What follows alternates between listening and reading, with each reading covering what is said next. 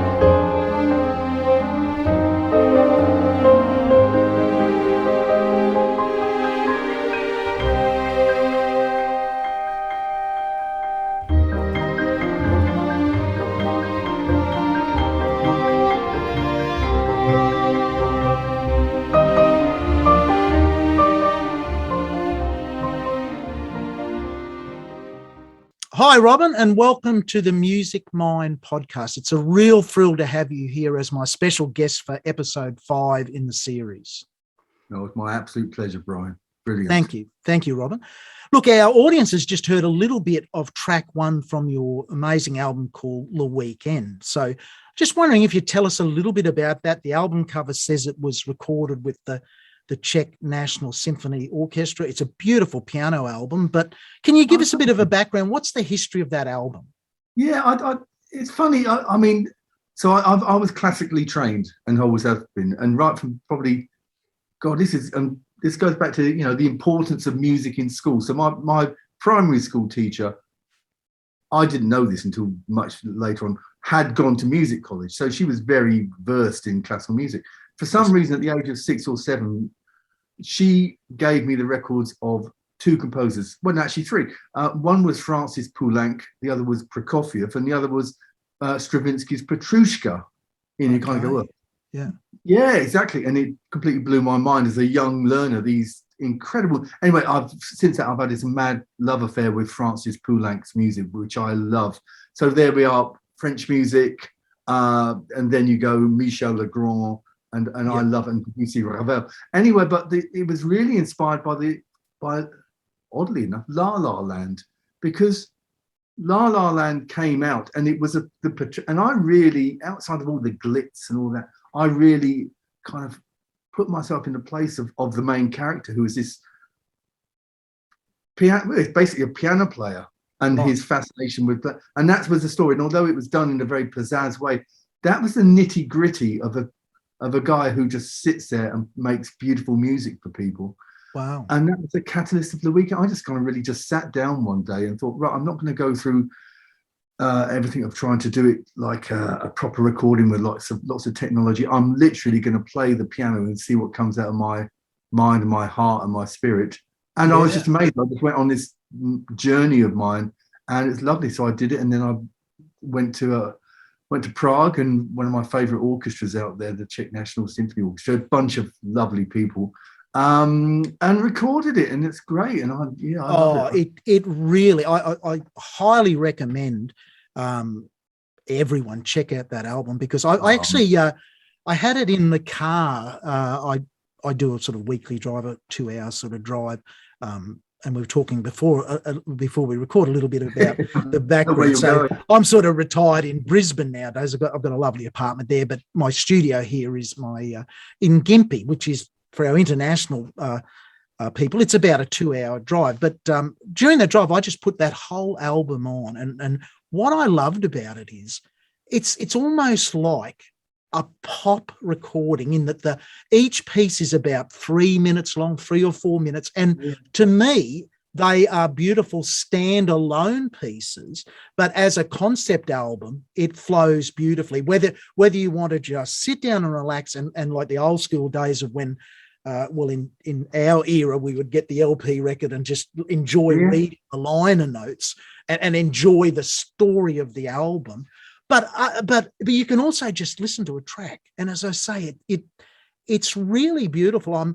So when you recorded, I was just trying to, in fact, you've sort of half answered one of my questions. I was sort of thinking, my God, how do you get the orchestra and the piano to be so beautifully together? And what you're saying is they were actually recorded as two separate events. Is that correct? Yeah, it was. I mean, I do this a lot. I mean, obviously, I've been arranging and programming and everything for years and years. So this was interesting because I decided, because it's funny, isn't it? And it's probably a testament of how music is these days, that basic kind of premise that you will sit down and just create. Yes.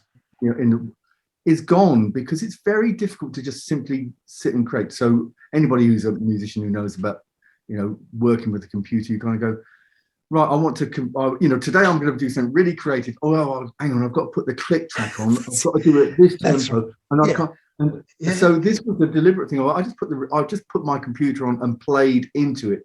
As if I was just doing a performance. So I actually had to do a reverse. I had to do the performance, then go back into it and recreate a click, i.e. recreate who was conducting it. Okay. And then create the orchestral parts from that, and then went to, and then the click became the conductor, and it was great, but it was really a mind-bending process. And when people listen to it, I mean, we've probably spoilt the story there, because you would never imagine that. Like, it just sounds like it was the piano and the orchestra were being played. Because one of the questions I was going to ask is, how did you conduct the orchestra and play the piano at the same time? Because you can tell. No, that was the idea.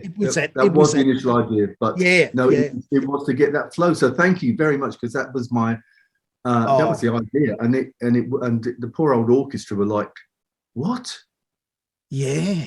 Looking at me in their finding a very Czech kind of way of like, what is going on? So on that album, you're obviously the piano player, but you are also the composer? The composer and the conductor, yeah. And the arranger, or for the orchestra, or who arranged the parts for the orchestra? That's phenomenal. That is absolutely phenomenal. It's something I've always wanted to do. And I suppose, this is terrible. I've gone right into it. What broke my heart is that radio will not play it. And I'm going, and this goes to ABC in Australia, all the classic stations in the UK. I don't know what it is. And I go, look, it's a new composition. It's beautiful, and it is the idea of what you did is totally. I did it in not a pop way, but our little minions. It was deliberately done as sound bites. No, because it doesn't fit a certain criteria. Bizarre, isn't it? Well, I think the normal thing on a classical recording is, it might be this massive big work that goes for, 18 minutes or 25 minutes. And I think a lot of people, if you're not into classical, are going to nod off after the first few minutes. But this is different. This is beautiful. This is like... this is Michel Legrand is my...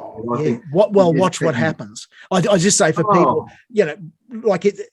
I really want the audience who watch this podcast to take the effort. I mean, I'm going to play a number of tracks there, but to take the effort. And you're very generous with your music. You've got on your website, which for everyone, and I'll put it on the screen, but it's make sure I get this right. It's robin-smith.co.uk. Now, if people go to your website, you've got video performances of you doing this. You've got links to SoundCloud. You're very, very generous with the music. It's the only way to get people to listen, to be honest. So what's your first? I want to take you right. So that album was 2018, I think it was. That's published, it. Yeah. I want to take you right back. Like, I mean, what's your first memory of being excited or interested in music? Maybe not as a player, it might be one and the same thing, but if you go right back, when do you think that the music bug, when did you catch it? Oh no, I caught it when I was 6. I mean, honestly, I'm bizarre, and I still got these. You have these funny childhood memories, but only one I do have.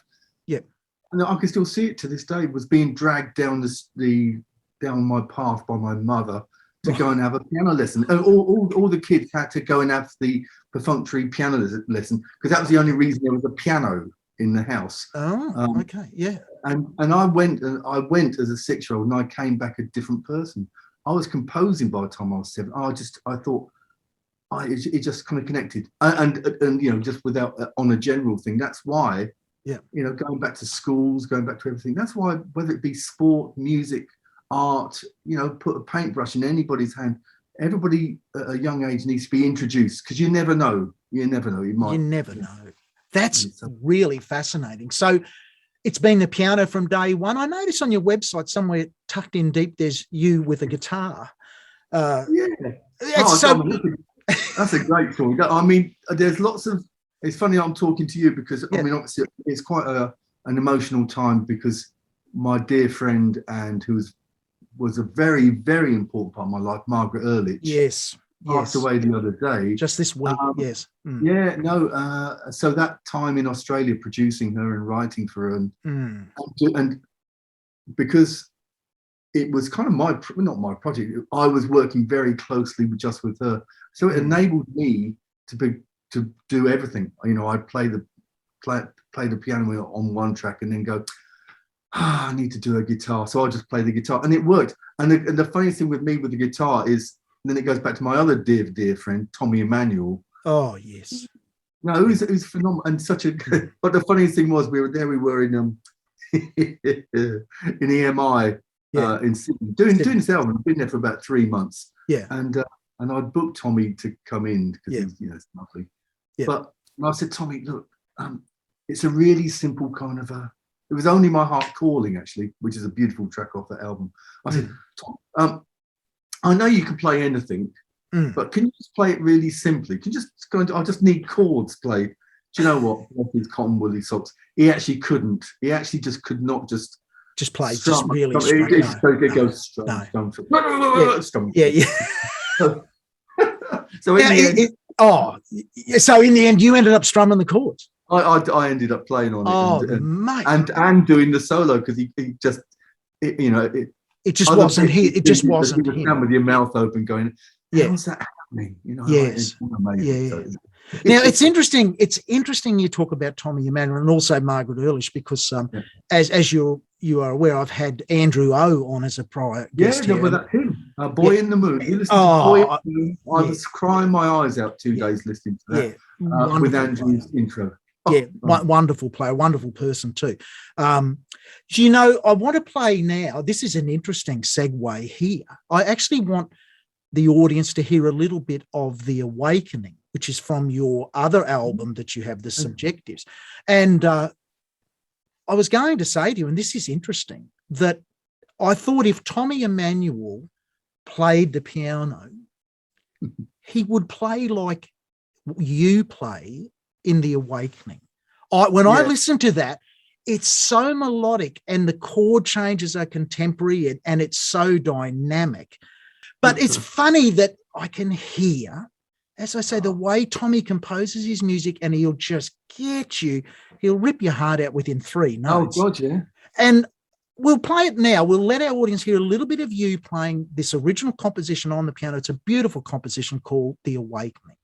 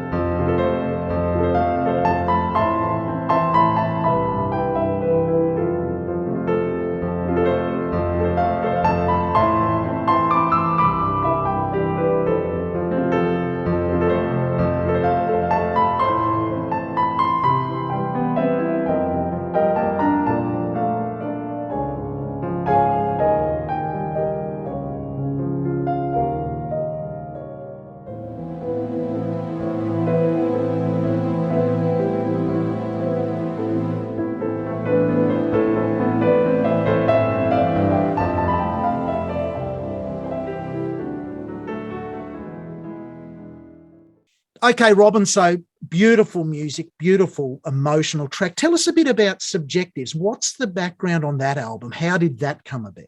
Well, it's funny, isn't it? Because, I mean, as a composer in this day and age, and it sounds like I'm harping back to this a lot. So you are finding ways that you're always finding ways at radio, or somebody will recognise what you're doing. Yes. So you're doing this stuff, and everybody's going, "My God, that's amazing! You're doing it." And you're going, "Yeah, but I really want to play it for everybody." And you're trying to find an angle in, and then you put the radio on, and you hear somebody playing like 3 notes, yes, with lots of reverb on, and they're all going. And that was, and that's it. I'm not mentioning any composers, but they are. No, that's right. And they're playing it with like their little finger. Yes. So Subjective was that. I just kind of thought, okay, I'm going to do what I kind of did on the weekend, but create atmosphere. So the weekend was a deliberate policy of writing stories, a little minuet, and in my mind, I'm seeing that picture. So in Subjectives, I was painting pictures, which was sonic pictures. Yes. And it was nice. It was lovely. Still nobody listened to it, but I still love doing it. Oh, well, I mean, it's the same thing. One of the reasons I love to do these podcasts is, over the years, I've taught a lot of people and one of my first questions is, who's, person comes around, they want to play saxophone. Who's some of your favourite sax players? 9 out of 10 times you just get a blank stare and the red flags go off for me. There is, oh my God, the only sax player this person's ever heard is himself or herself. And I'm thinking, that's where we got to start. But introducing, music, maybe through this podcast, some new ears will hear some of your music because it's so deserving of being heard. It seriously is, Yeah.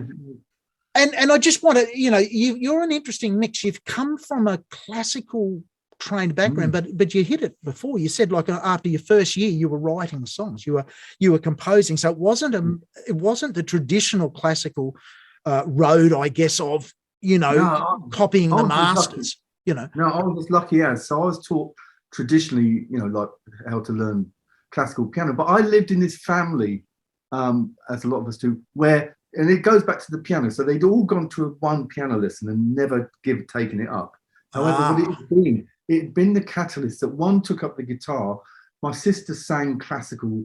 My brother was into blues.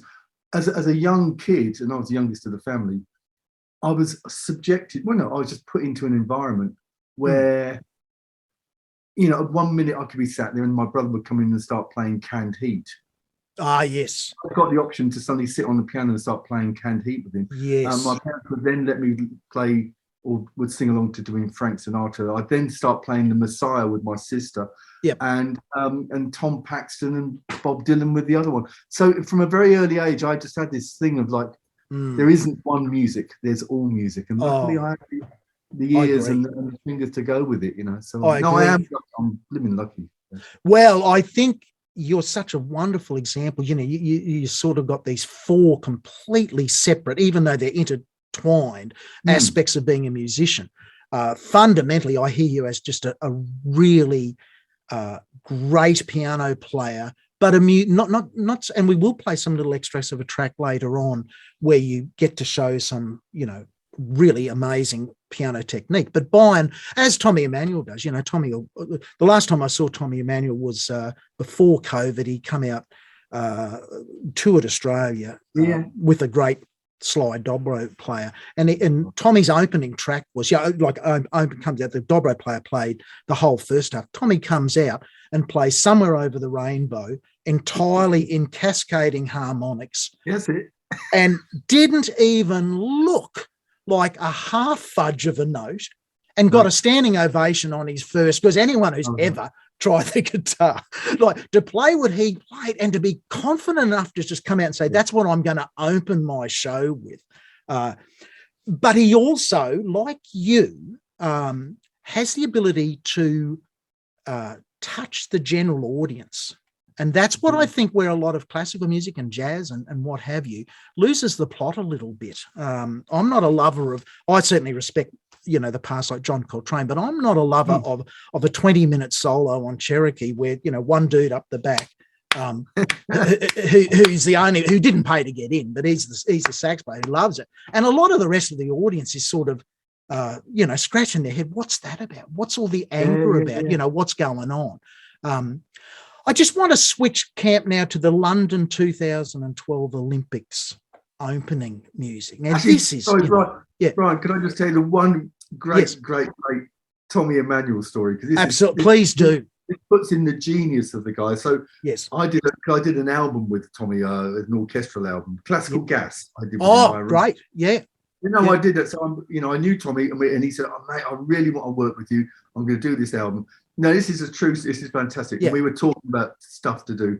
Yeah. And I was sat around the piano in the studio, and I start playing. I don't know, Gollywog's Cakewalk by Debussy. Dun dun dun dun dun dun dun.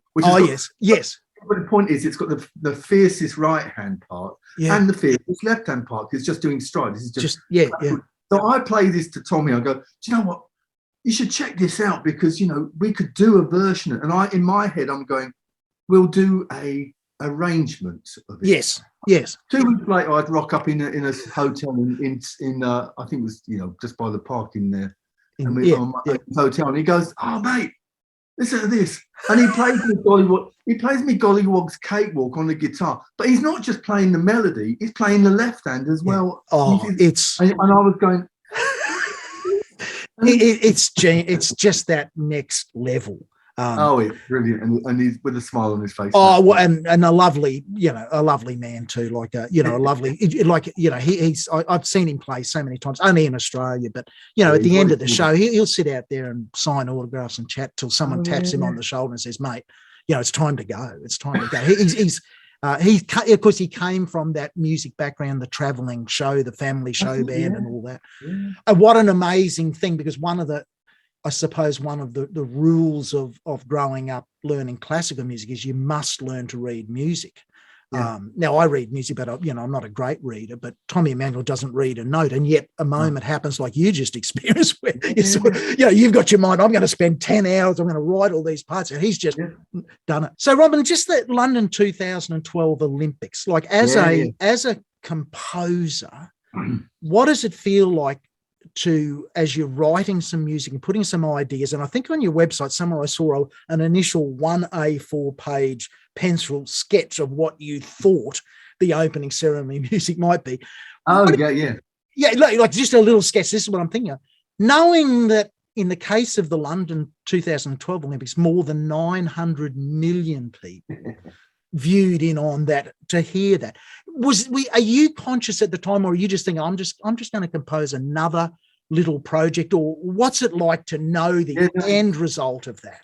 It really was. As a professional, you're doing the gig. You know what you've got to do. You've got to do it well. You're getting paid for doing it.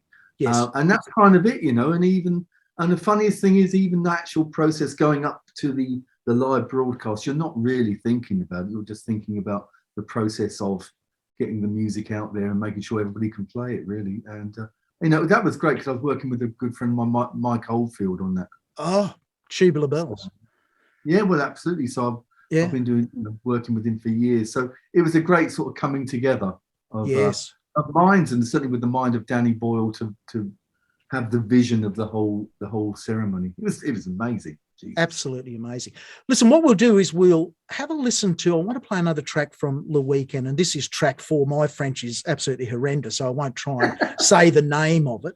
But this is a really lovely piece where it's real interplay between the orchestra and the piano.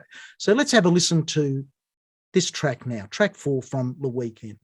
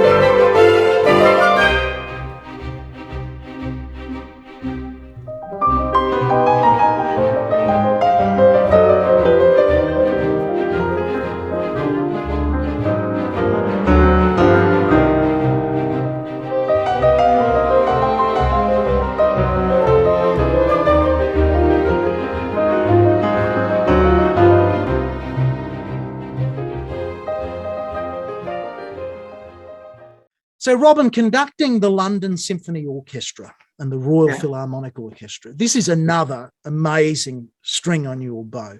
What is it like standing in front of up to 100 world-class musicians, where you must realise that you've got the outcome of that group literally in your hands? Yeah. What?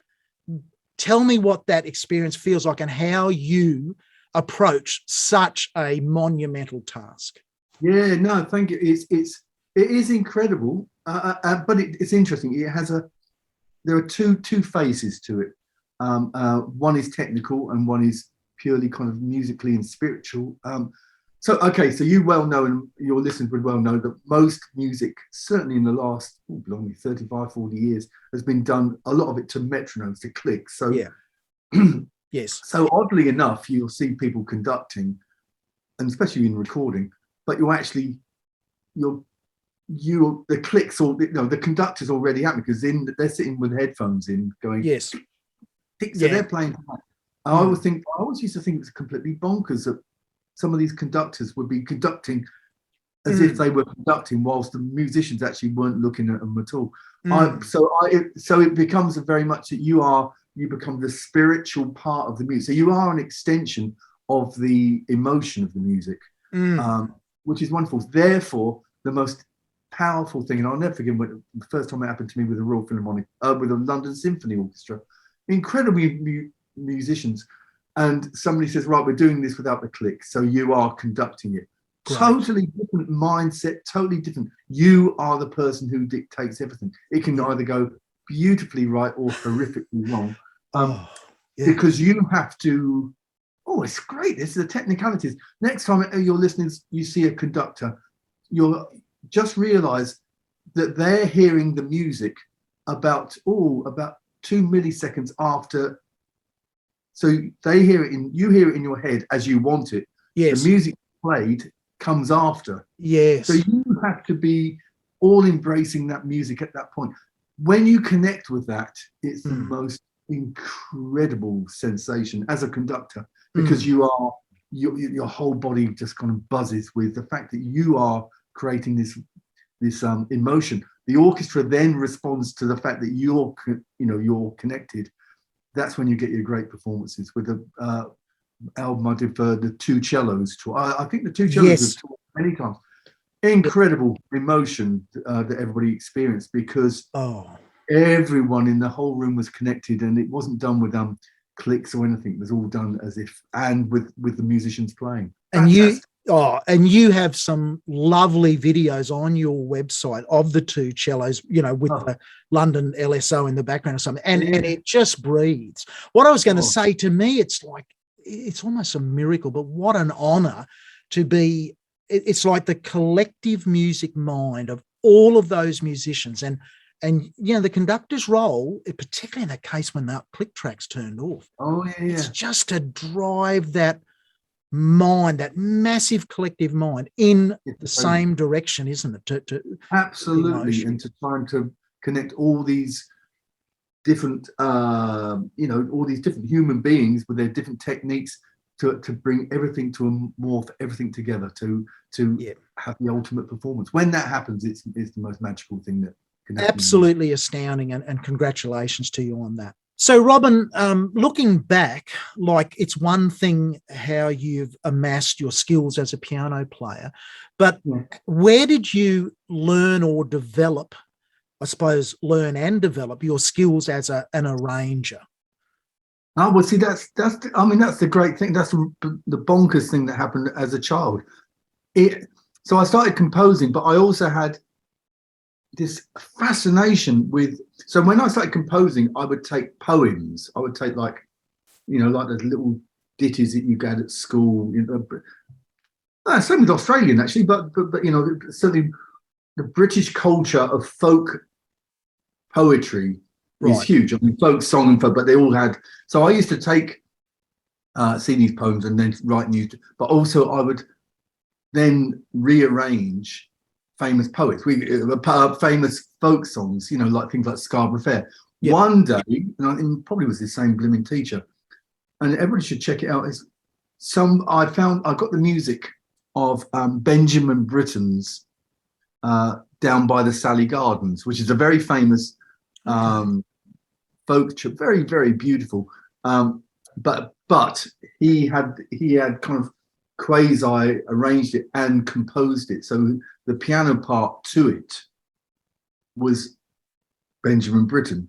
If you get my drift, what I'm saying is it's a very simple melody. Yes. But what Benjamin Britten brought to it was this incredible kind of ability to change harmonies just at certain points. It wasn't just like the traditional 1-4-5, 1-4-5, and it went with the emotion. This, even as a young child, completely blew me away. So I then embarked on doing British folk songs and rearranging them in my head. And I learned the magic of just by taking a melody and then being able to change the harmonies underneath it. Yes, you create a different beast entirely. And then if you change the melody by like one note, suddenly a different emotion. So that kind of went from that. And then throughout my life, just arranging for, then I learned the art of sitting down with like a blues band and teaching them how to play something that wasn't the blues, an actual piece. And it kind of went from there. I did an amazing apprenticeship by working for this organisation called Club Med. It's called Club Med. Okay, yeah. Which is a holiday kind of. Yeah. I can't. I was there for about a year and a half. I went out with a band that didn't have anybody who could play. Anybody who could read. Yes. Or any. It was down to me as I was about 17 at the time. I had to arrange. I had to show them every evening how they would play something, and this was everything from tonight is going to be French evening, where you've got guys who can only play Santana, and they're being expected to play, everything from Johnny Halliday down to like. So it was I learned very early on how I could teach anybody to play anything by using my knowledge of music. It was amazing. But are you saying that you are essentially self-taught as an arranger? Yeah, I've never learned about arranging. No, I just learned. I learned from doing things like that. It's like you've got guys sitting in front of you and they need to play and you need to show them how to do it. I can understand that in a 5 or 10 piece sort of cabaret band, but I'm looking at your website and you've worked with people like Pavarotti, Bocelli and Carreras. What was that arranging for them or composing? What were you doing for those three boys? So no, it's amazing. What a great! I've been so lucky. So for Pavarotti, I composed for him, and this is fantastic because there aren't many Smiths. I'll tell you right now, right? Not many Smiths where you have the name Pavarotti composed by Smith. It was so funny because the record company were trying to bury my name. I mean, literally, on so many versions of this, it was called Ti Adoro, which is his last pop album. Okay. On so many of the albums, my name's not there because it looked really odd. You'd have like Puccini and that's right. And Smith, and it's like, no, it's no wonder. Everybody goes, why do you keep trying to change your name? Well, I know why. Anyway, and Carreras, that was arranging. What a lovely guy, Jose Carreras. Wow, these are. But I'm still struggling with this. I can't imagine Carreras wanting a little pop band, like a little 5-piece band that you've written out. This is full orchestral stuff. Full orchestral. You're self-taught at arranging for a full orchestra. Yeah, I mean, I obviously I had because I knew music, I could read music, love music, used to read my follow scores. Yes, I knew everything about. I didn't need to. In fact, I can't imagine how you can be taught arranging. To be honest, you need to know about the instruments. You need to know, and then once you do that, you need to have utter empathy with every single musician that plays that instrument. There's no point in so many guys. They may be great arrangers, but do not take how that musician needs to play that part. And I think that is an incredibly important part. If you look at in the jazz field, the way Duke Ellington wrote for the personalities in his band. Absolutely. He didn't see Cat Anderson as just, oh, there's a trumpet player, I'll write a trumpet part. No. He wrote for Cat Anderson or Johnny Absolutely. Hodges. And that's extraordinary. That's one of the questions I was going to ask you, because I feel there's nothing worse as a musician, and we were sort of joking a little bit before we started recording, but the running duck eggs, for a musician, or two notes that they get on the whole chart and count out 72 bars and then go bap. It's dehumanizing, but I loved how you said, that empathy for the player. Don't write triple high C just for a joke for the trumpet player who is not an established high note trumpet player. No, absolutely. You know what I mean? But more importantly is what I hear in your arrangements. I mean, I think this podcast is going to be so important for so many people. If I was a young little kid looking at who you've worked with on your website, hearing how you play the piano and listening to the beautiful way the orchestra that you've arranged, and you turn around and say, yeah, I haven't really formally studied that. I really don't know how I'd formally study that. That is such a breath of fresh air. It seriously says a lot about how hard you've worked, but also that and whatever you want to call it, God-given talent. Lionel Ritchie, that was arranging for his records. That was on his Renaissance album. Aretha Franklin, it started with the Elvis Presley with the Royal Philharmonic Orchestra, which was an extraordinary experiment. I mean, literally, the guy, in fact, Don Reben, wonderful Australian entrepreneur who, he's done so many amazing things, had this idea of taking Elvis and putting a symphony orchestra with it. And he's guy that did like classic rock albums and all that kind of stuff. Anyway, so it was an utter experiment that you take the voice of Elvis Presley and arrange an orchestra. So I arranged a symphony orchestra with the voice of Elvis. So imagine this, Brian. So you're sat there, and the only thing you've got is your musical ability, for orchestration, and the other thing you've got is just the voice of Elvis Presley, just the voice. No other musicians, no cloak, no swiveling hips, his voice. And it's like that's like getting the closest to the pearly gates. I tell you, that is amazing. I'll never forget the very first track I had to do which was "Love Me Tender." Yes. And I was given all the individual bits, and you could hear the Jordanaires sort of rattling in the background, and the guitar just playing. And then he starts singing, and if you could take out all the other instruments, and you kind of went, "That's what it's all about." And so then to put an orchestra, with the Royal Philharmonic Orchestra, we did at Abbey Road, and we recorded out, and just to arrange something that never happened in his lifetime. No. And it happened with Priscilla there and everything, and it was most extraordinary. And I'll never forget. So we did "Love Me Tender," "Burning Love," and and I'll never forget this. So you got these hardened, wonderful symphony players, sat there, just playing the notes that you've given them. And I'll never forget at the end of the first session, and the cello section turned around and they said, "That's great. So who's the Elvis impersonator? He's really good, isn't he?" And when I said no, that's him. That's Elvis. And their jaws just literally fell on the floor, and they kind of went, "Oh, holy, what's it?" It was amazing. So we did it. So we did 3 of the Elvis Presley albums. The If I Can Dream, the One Review, and the Christmas album. Then we embarked on doing the same thing with Aretha Franklin, which is amazing. Again, I was blessed to have, just to have her voice on her own from the original masters taken out. Wow. And who else? Roy Orbison, which was amazing. And then ultimately one of my favorites, which was Johnny Cash. Yes.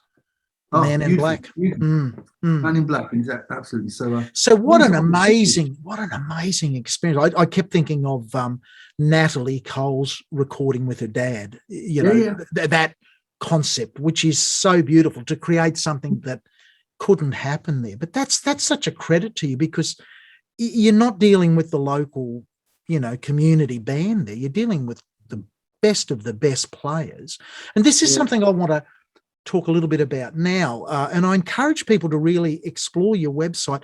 I thought one of the beautiful things when I was just researching your videos and that is, in the midst of lockdown, in the midst of COVID lockdown, here's the guy that has, arranged for, as I said, Bocelli and everyone, and you're sitting at home and just playing for the people in lockdown. I absolutely loved it. I thought, and I remember you saying, it's cold today, your hands are freezing cold. It's just like you've played at Carnegie Hall, you've recorded at Abbey Road, and you're at home, and you took the time to provide a series of concerts in lockdown, which I just think I think it says a lot about you, because I remembered one, you did some lovely recordings with a young chap, Ollie Taylor, and beautiful, where you're accompanying these people. And in reality, you went from 900 million viewers listening to your music for the opening of the Olympic Games to maybe 81 or 83 on a good day. Yeah. And yet I could see in your face and in the way you played that you treated it just the same, with just the same amount of dignity and importance. You must have made so many people. It was so many people during lockdown. You see, the difference is, and you'd know this. I mean, that when you play to, I don't know, 90 million, whatever, doing the function, when 90 million people all then get on Facebook or whatever and say, thank you so much. But it started with an experiment. I haven't got a clue about, to be ages to work out about social media. But I noticed that a few people were doing Facebook Live things. Yes. And I'll never forget, I put it on one day with a camera and just started playing. Yeah. And this is like, I don't know, it was like 4 o'clock in the afternoon. I was really bored and I just started playing. And suddenly these things came up from like people in Southern California going, oh, thank you so much. This is really the best way I've woken up in years. Thank you so much. And I thought, hang on, this is having an effect.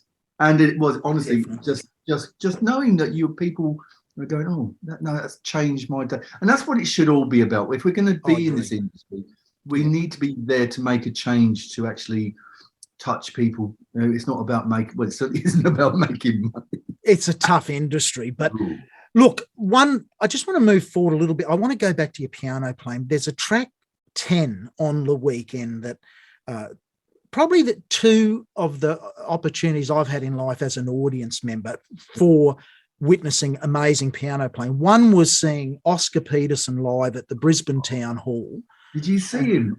Live, and with him was a nice little guitarist called Joe Pass. And he had Niels Hennings Orsted Peterson on bass, no drums.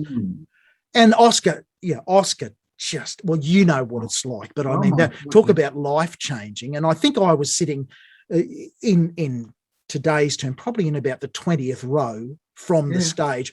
And Oscar's piano, I was watching Oscar's hands, his piano. Yeah. And I've never been the same since. But another moment, which is a little more unusual, I got to see Billy Joel when he was touring, and Billy was, the top of the charts at the time. And I sort of thought, I respected Billy Joel as a songwriter and a performer, but I always sort of thought, the piano was just a bit of a prop. But in the midst of a concert, and there was 10,000 people at this concert, it was at the Brisbane Entertainment Centre. For some reason, Billy decided he'd do New York State of Mind. Yeah. And he did the most stunning, extended, improvised piano solo. And I'm just sitting back thinking, OMG, I've had this guy wrong. I've heard him as Uptown Girl, singing. And I don't know why, whether he just was in the mood, but he just played some astonishing piano that night. Yeah. And I want to play for our audience now. I want to play this track 10 from the weekend, because this is you digging deep on the piano, and you expose this largely solo piano with a little bit. Mate, you reminded me of those two moments. There was a little bit of Oscar Peterson and a little bit of New York State of Mind in the way you played, even though you played totally like yourself. And that's a real credit to you.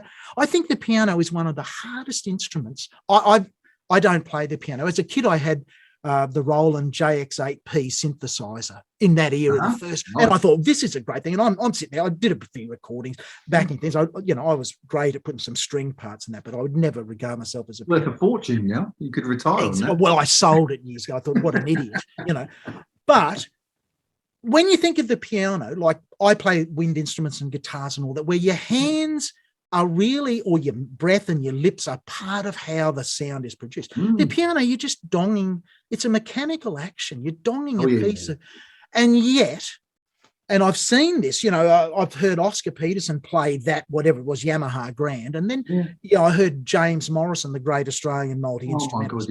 So James had come and do his best Errol Garner impersonation, and absolutely brilliant. On the same piano, sounded like a completely different player and an instrument. And I still to this day, and you've got your own sound. Can you just talk for a minute about how do you develop your own sound on an acoustic piano where you are very much removed, I guess, from how the sound is produced? There's this mechanical, you can hit it softer and harder, but can you just talk for a minute about how you find your own sound on the acoustic piano? That's a really interesting question. I would have to say I've always become, I don't think about that I'm playing the piano. That's the whole point. It's part of it's like I'm speaking to you now. So if I then started playing the piano, I don't think I'm not doing a different thing. No. It comes from my whole body, from my whole kind of state of mind, what I'm playing. If you ask me to play a Beethoven sonata, if there was a classical musician who knew every note, they'd probably shoot me because because I'm playing it, but I'm feeling something else. I'm feeling possibly what I would have thought Beethoven might have felt had he, had it been a Thursday morning at 3:00. That's right. And you just become part of that instrument. I mean, it's interesting when you describe the piano as that, like, because it is just a percussive instrument. You're just hitting, yeah. But the variance of dynamics just from that point when you start playing the note to when you make sound is so huge. I mean, and you can it's funny. You sit in concerts and sometimes you just see people who play at the same velocity at the same time, and you just want to put a.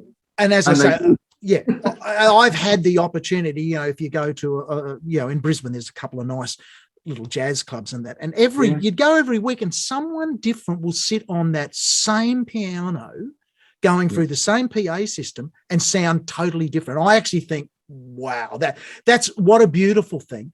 Let's have a listen to you playing just some amazing piano here. This brought back memories of Oscar Peterson to me, and it's hard to me. I've heard a lot of people play. It's hard for me to get very excited when I'm thinking of Oscar on the piano and the other people. Let's have a listen to this track 10 from The Weekend.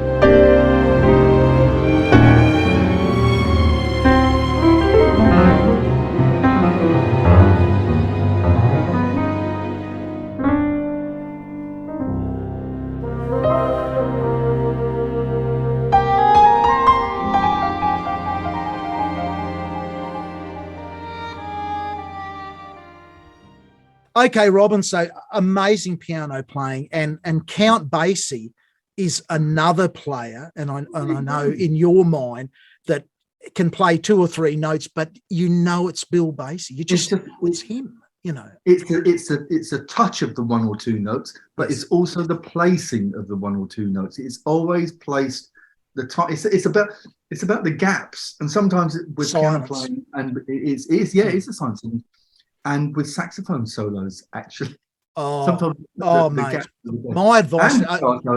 Well, I was teaching today online. I actually was teaching a guy in New York today, of all places, because if Jesus, no jazz sax teachers in New York. So from Gympie in Queensland, the irony was I'm teaching this New York guy, and my lesson to him was, hey, play less.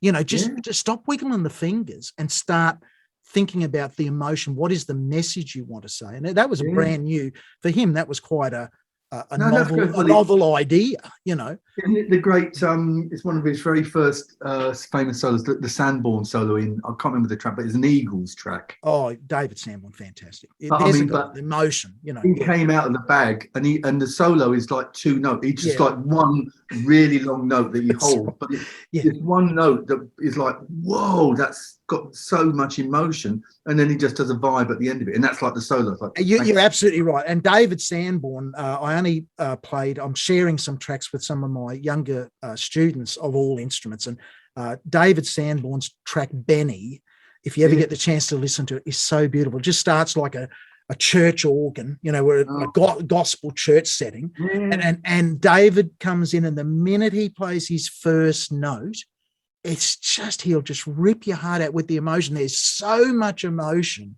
in his first note on the alto that, you know, he's got me in from that note. Whatever he wants to play after that, I'm happy. So moving forward, I mean, you've had a long career in music, and I know, you know, you rightly say that, you know, I think the music business has got to be one of the toughest there. Yeah. What's your advice? Because there'll be a lot of younger people listening to the way you play, looking at your list of achievements. You are a Grammy nominee musician. Yeah, no. Congratulations, mate. The 64th. What an amazing achievement. But what would be your advice to a younger person starting out, maybe still at school, just at that age where they've got to think about what they're going to do after school? They love playing music. They love creating music.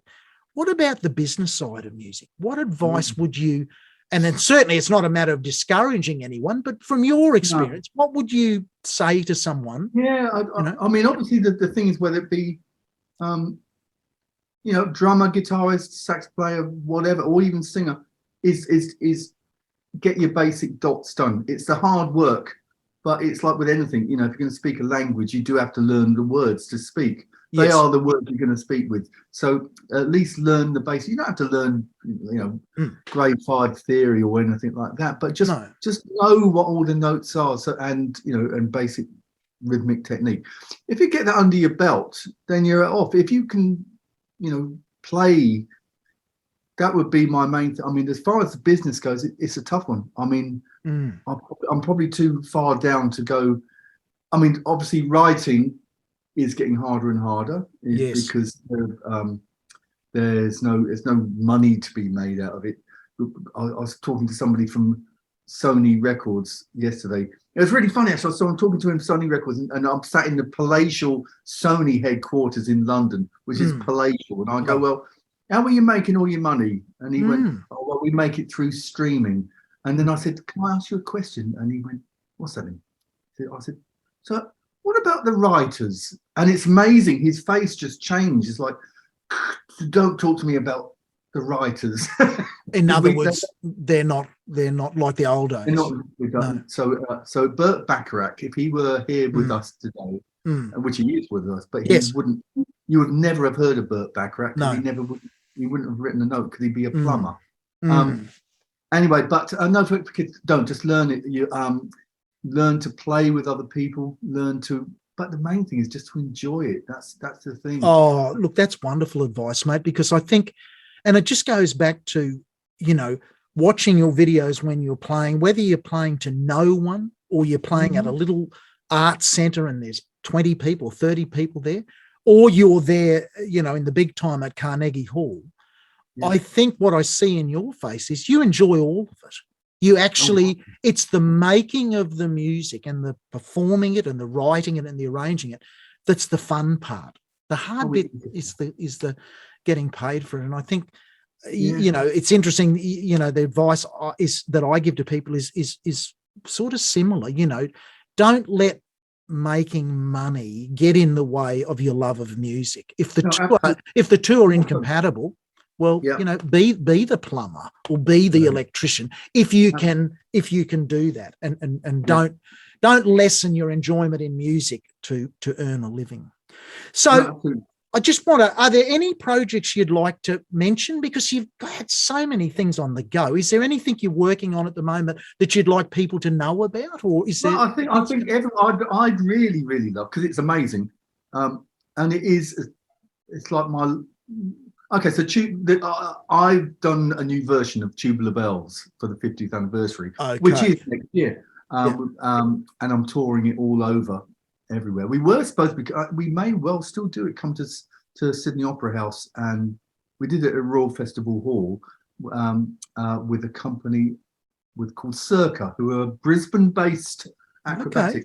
Well, I'll keep my eye out for that. Yeah, but the record, it's called Robin A. Smith Tubular Bells Reimagined, and it's the whole of Tubular Bells. So it's a 50-minute non-stop piece where I've taken all my knowledge really of programming, of music and everything, and taken the original Tubular Bells that Mike did 50 years ago, and brought it into the now to using modern techniques. I'm really proud of that. It's great. So if you can listen to anything, that would be great. And that's available on your website for people to get hold of, is it? It's on SoundCloud. It's being released on October the 6th, as an album. So keep it, and also, just find me on YouTube. I'm there. I'm always somewhere around. Yeah, I just love it. It's amazing. Whatever I'm doing, whether it be orchestral stuff or just sitting at a piano or just talking to people, I just love the fact that it makes it. It impacts. And that's Robin, it really does. I mean, I've learned so much here today. I'm sure people. The thing that I'm in my mind, I'm still thinking this guy, when he's doing an arrangement for the LSO, is basing it on the old way that Louis Armstrong learned to play the trumpet. No one taught him. It's that we've all ultimately got to learn to get through life in our own way, but it's just such a revelation. I just have this. I can't get my mind around Pavarotti. Pavarotti's people, of all the people they could pick, they pick you to do those arrangements. That's a credit to you. That's an absolute. It's fantastic. And if you're listening at some point, just put on Escaping and Boy in the Moon. Oh, Margaret. I mean, not only just the talent of Margaret, but also I recorded it all in Australia with as you said, with Andrew playing, with Tommy on there. Yeah. Mate, we're going to finish now. I want to end with a track, and it might be an unusual track, but I love on your The Weekend album, there's a track there called There Sat My Jenny.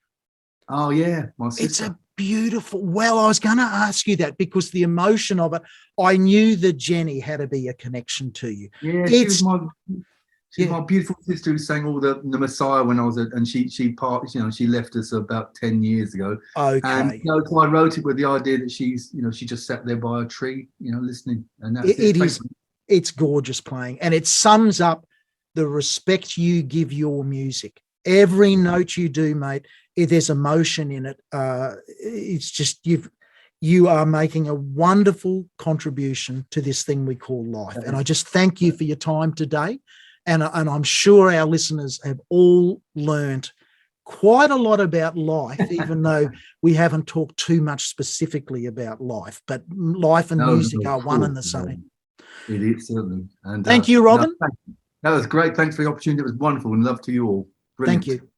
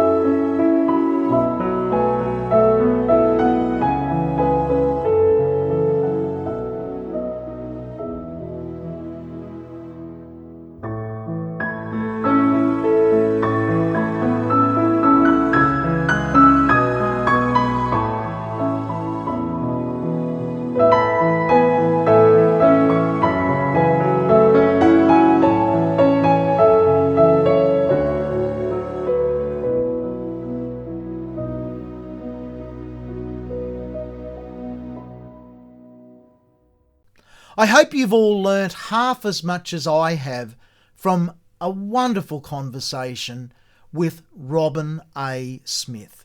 What an amazing musician and what a caring, sharing, wonderful human being. Robin really does walk the talk. You would have heard him in the conversation say it's rare nowadays to find a musician who can just instantly create on the spot.